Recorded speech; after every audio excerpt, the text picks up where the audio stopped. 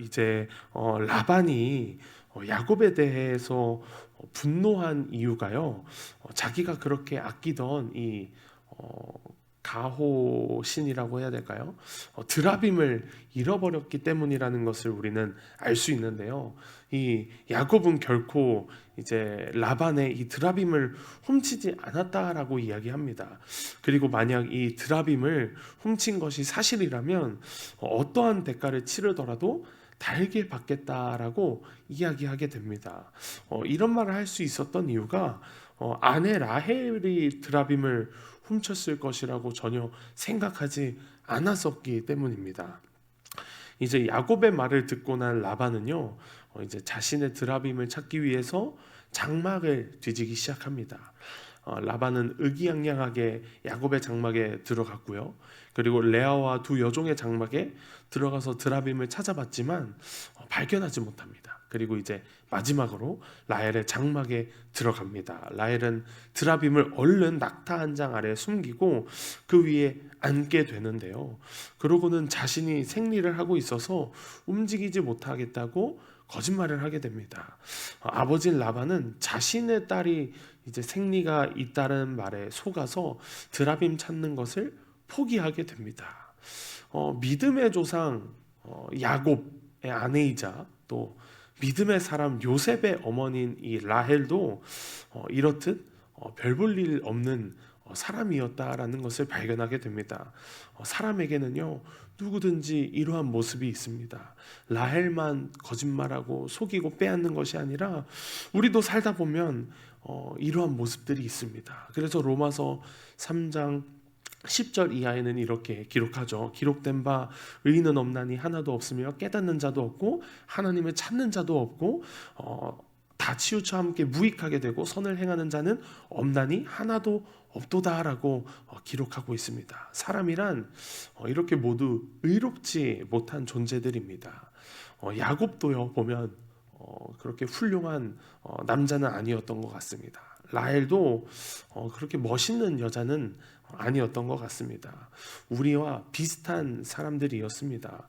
그런데 이들의 특징이 있습니다. 또 아브라함도 마찬가지고요.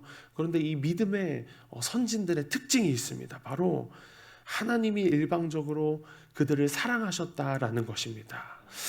그들이 위대해서 그들이 뭔가 뛰어나서 믿음의 조상, 믿음의 사람이 된 것이 아닙니다. 위대하신 하나님께서 그들을 믿음의 조상으로 세우셨고요.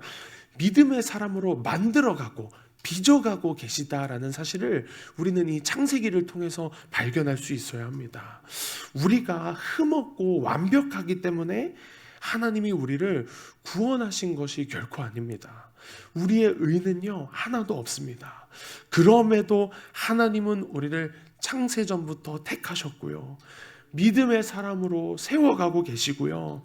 하나님의 일을 부족하고 연약한 저와 여러분들을 통해서 펼쳐나가고 계시다라는 그 사실 하나만으로도 저와 여러분은 감사하지 않을 수 없습니다. 감격하지 않을 수 없습니다. 이 모든 것이 다 하나님의 은혜인 줄 믿습니다. 저와 여러분들이 오늘 이 말씀을 통해서 저와 여러분들에게도 야곱과 라헬과 같은 모습이 있지만 그럼에도 저와 여러분들을 사용하시는 사랑하시는 그 하나님을 발견했으면 좋겠습니다. 본문 38절 이하에서도 마찬가지입니다. 라반이 이제 드라빔을 찾지 못하자 야곱이 반격을 하기 시작합니다. 그런데 야곱의 말이 다 맞는 걸까요? 야곱의 입장에서 보면요 다 맞는 말 같습니다. 야곱이 드라빔을 훔쳐간 것이 그러나 사실이었습니다. 라헬은 아버지의 것을 훔치고 거짓말했습니다. 아마 라헬은 마음속으로 이렇게 생각했는지도 모르겠습니다. 아버지가 내 남편을 20년간 고생시키고 모든 것을 다 착취해 갔으니까 이 정도 훔친 것은 별것도 아니야. 이 정도는 정당방위야 라고 생각하며 오히려 떳떳하게 그 낙타 안장 위에 앉아 있었을지도 모릅니다. 라헬에게는요 자신의 잘못을 인식하는 마음이 전혀 보이지 않았습니다. 이것이 저와 여러분들 인간의 모습입니다. 저와 여러분들에게도 이러한 야곱과 라헬의 모습이 있지는 않습니까? 속이고 또 훔치고 또 자기 말이 다 옳다고 주장하고 나만 의롭다라고 주장하는 모습이 저와 여러분들에게도 있지는 않습니까? 그러나 우리가 반드시 알아야 하는 것이 있습니다. 우리는 우리의 잘못을 다 모를 뿐이지 우리는 잘못이 없는 존재들이 아닙니다. 그러나 우리는 마치 나에게는 잘못이 없는 것처럼 주장할 때가 있고 따질 때도 있고 상대방을 공격할 때도 있습니다. 마치 오늘 본문에서의 야곱과 라헬의 모습처럼 말입니다.